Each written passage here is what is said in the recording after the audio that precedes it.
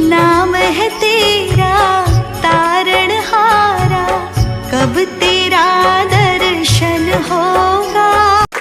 श्री कृष्ण जन्माष्टमी की आप सभी को ढेर सारी शुभकामनाएं। द्वापर युग की घटना है ये, जब बुराई का ज्यादा आरंभ होता है। चूंकि स्वजनों सतयुग में राक्षस तीखा कर, त्रेता युग में यह राक्षस लोगों के मन में आने लगे, जैसा कि रावण त्रेता युग में। और द्वापर युग में यह क्षत्रियों के दिमाग में प्रवेश करने लगे, जैसे कि दुर्योधन हुआ, शकुनी हुआ। इनका कुछ ज्यादा ही उत्पात अत्याचार आरंभ होते। सुखदेव जी ने कथा के रूप में बताया। जब द्वापर और कलयुग का मध्य भाग चल रहा था, बुराई कुछ जोरों पर जा रही थी आगे, तो पृथ्वी ने गौ का रूप धारण करके ब्रह्मा जी के पास जाकर के निवेदन की कि इस पृथ्वी लोक को अत्याचार से मुक्त किया जाए। फिर ब्रह्मा जी ने देवताओं को लेकर क्षीर सागर में विष्णु भगवान की पूजा करके, तपस्या करके उनसे आशीर्वाद लिया और उन्होंने कहा कि जाइए, मैं जन्म लूंगा और इन राक्षस प्रवृत्ति के लोगों का विनाश किया जाएगा, होगा। स्वजनों, यह बात सर्वज्ञात है, सभी जानते हैं कि कंस और देवकी दोनों भाई बहन, जिसमें कंस देवकी को बहुत मानता। शादी के उपरांत खुद कंस देवकी को उसको पहुंचाने उसके ससुराल लेके जा रहा था। इसी बीच रास्ते में आकाशवाणी हुई, क्या कंस, जिस बहन को तुम इतने लाड़ प्यार के साथ इसको ससुराल ले जा रहे हो, उसी बहन के आठवें संतान तुम्हारा शत्रु बनेगा, उसी के द्वारा तुम्हारा वध होगा। यह सुनते ही कंस ने रथ रोक दिया और रथ रोक करके तलवार निकाला और कहा कि न रहेगा बांस न बजेगी बांसुरी, अभी मैं इसको मार ही देता हूं। तो ज्यों ही कंस देवकी पर तलवार उठाया, वासुदेव जी ने हाथ जोड़ते हुए कंस से निवेदन किए कि आप इनका वध न करें, आप इनको न मारें। ये जरूरी नहीं है कि आपका वध या आपका शत्रु इनका आठवां पुत्र होगा। लेकिन लाख समझाने के बाद भी कंस नहीं माना और वो कहा कि ये जरूरी नहीं और ये होशियारी भी नहीं है कि जानबूझकर अपने शत्रु को जीवित छोड़ा जाए। और जब देखे वासुदेव कि कंस नहीं मान रहा है, चूंकि वासुदेव जी सत्यवादी थे, उन्होंने कंस को वादा किया कि मैं आपको इनके आठवें पुत्र को आपको दे दूंगा, आपको जो करना होगा कर लीजिएगा, आपसे आपकी कोई क्षति इनके पुत्र से नहीं होगा। ये वचन लेने के बाद फिर कंस ने वासुदेव और देवकी को कारागार में डाल दिया। अब देखिए, नारद भगवान, महर्षि नारद का कंस के पास आगमन होता है। स्वजनों, जहां नारद की बात आती है, देवर्षि नारद की बात आती है, तो नारद का मतलब लोग ये मानते हैं कि जो यहाँ की बात वहाँ करता हो वो नारद हो सकता होगा। कलयुग में ऐसा लोग उदाहरण दिया करते हैं, जब कहीं झगड़ा होता है तो लोग कह दिया करते हैं तुम नारदे हो क्या। लेकिन नारद का मतलब देवताओं ने कहा है, साधुओं ने कहा है, संतों ने कहा है, जो बिल्कुल रद्द न हो, जो बिल्कुल खराब न हो, जिसकी हर बात मानने योग्य है, वो नारद होता है। सोचिए ना, अगर नारद न होते तो हमें श्रीमद् भगवत गीता कहाँ मिलती। नारद जी ने ही तो महर्षि वेदव्यास जी को सुनाया, फिर महर्षि वेदव्यास जी द्वारा श्रीमद् भागवत गीता हमें मिली। अगर नारद जी ना होते तो हमें रामायण कहाँ से मिलती, क्योंकि नारद जी ने ही तो पहले वाल्मीकि जी को रामायण सुनाया, फिर उन्होंने हमें दिया। सज्जनों, ऐसे ही नारद जी कंस के पास पहुंचे। चूंकि नारद जी जानते थे कि कंस अत्याचारी है, कंस दुराचारी है, कंस से भजन भक्ति नहीं हो सकती, तो उसके मुक्ति का रास्ता बताने के लिए वहां पहुंचे और फिर कंस को बताया कि देखो, तुम्हें जो कहा गया है कि 8वें पुत्र द्वारा तुम्हारा वध होगा, तो तुम सोचो 8वां पुत्र तुम किसे मानते हो।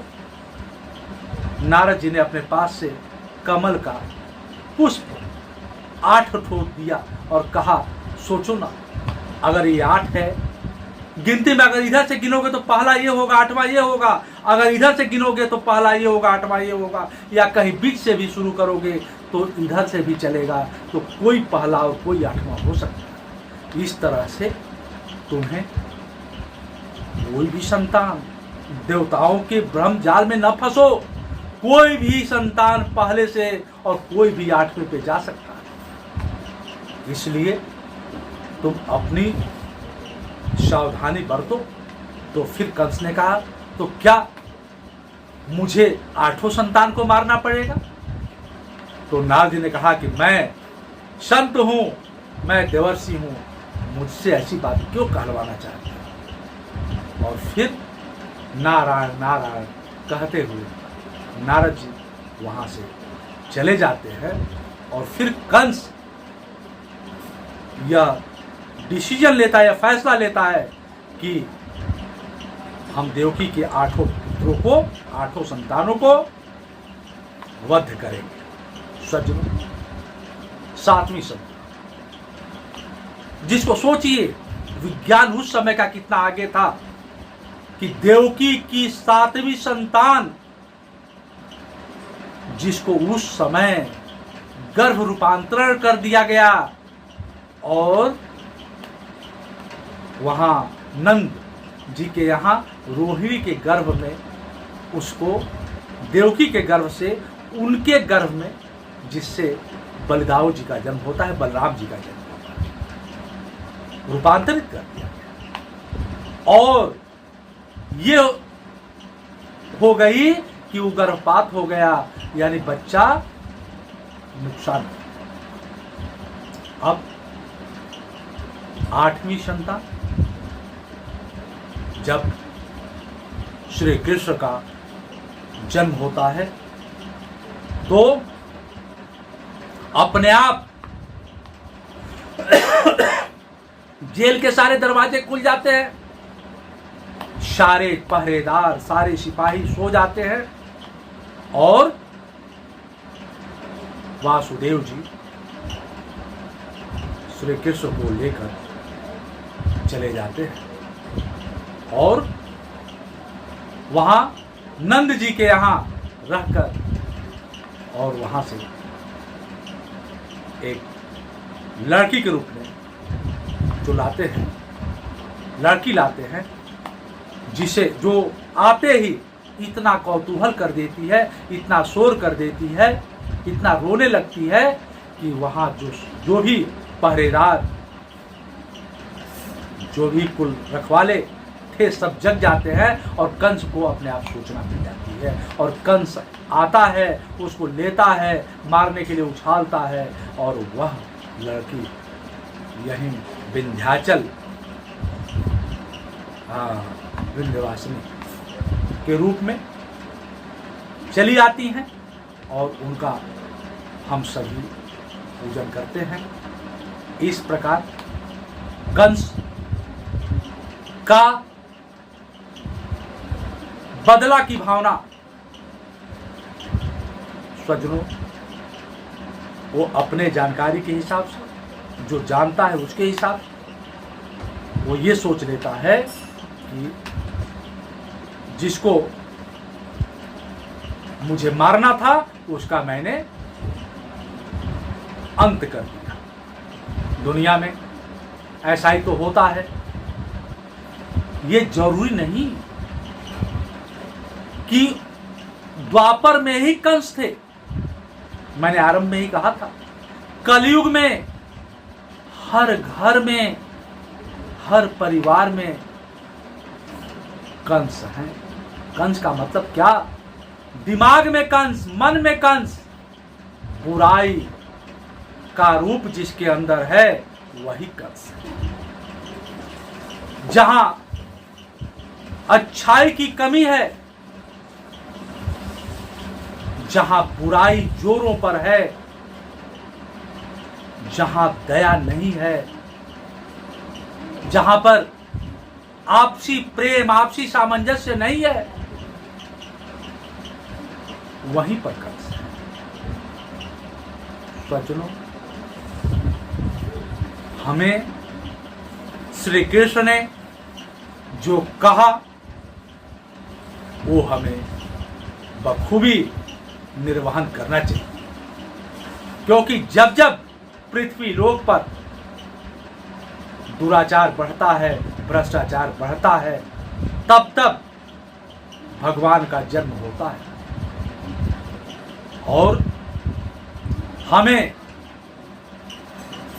जो महापुरुषों से मिला है, जो महापुरुषों से हमने पाया है, उसको सिर्फ हम महापुरुषों की जयंतियां मनाकर, महापुरुषों को मानकर ही हम नहीं इसको उनके सम्मान के लिए कर सकते हैं। हम उनकी कही हुई बातों को तो माने। उन्होंने हमारे लिए क्या दिया है, क्या कहा है, उस हर बताए हुए रास्ते पर चलने का प्रयास तो करें। अपने अंदर के कंस को मिटाने का प्रयास करें। अपने अंदर छिपी हुई बुराई को, स्वजनों, सब कोई जानते हैं कि जन्म के साथ मृत्यु भी निश्चित है, यह निश्चित चीज है। लेकिन हमें बुराई, अहंकार इतना जोरों पे हमारे अंदर बैठ जाता है कि बुराई का जन्म होना तो लाजमी है। हम कैसे अपने आप को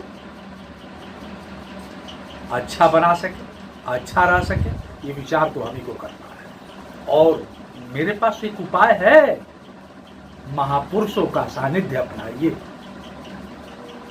अगर आपको सच्चा गुरु मिलता है, सच्चे महापुरुष के सानिध्य में रहते हैं, तो निश्चित ही मैं कहता हूं कि आप बुराई कर नहीं पाएंगे, आपसे गलतियां होंगी नहीं, आपका हिम्मत साथ नहीं देगा। लेकिन जैसी संगति होती है वैसा हमारा विचार बनता है, और तामसिक विचार हमें भला नहीं करने वाले।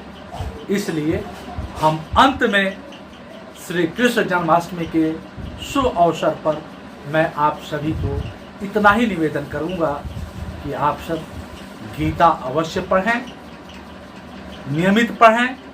जीवन के आधी समस्याएं ऐसे ही समाप्त हो सकती हैं। बहुत बहुत धन्यवाद।